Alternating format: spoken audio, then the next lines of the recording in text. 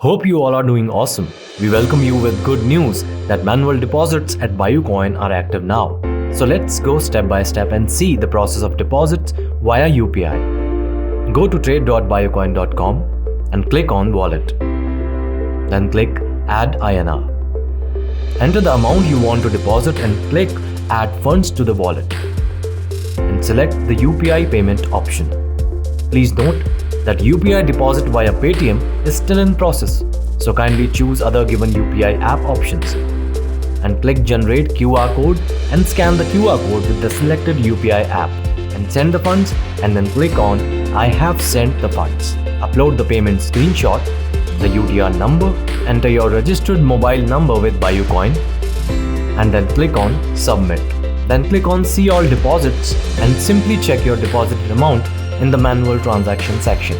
Funds will appear in your wallet within 24 hours. Kindly make payments with your registered UPI or bank account.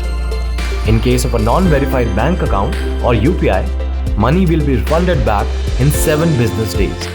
Thanks for watching.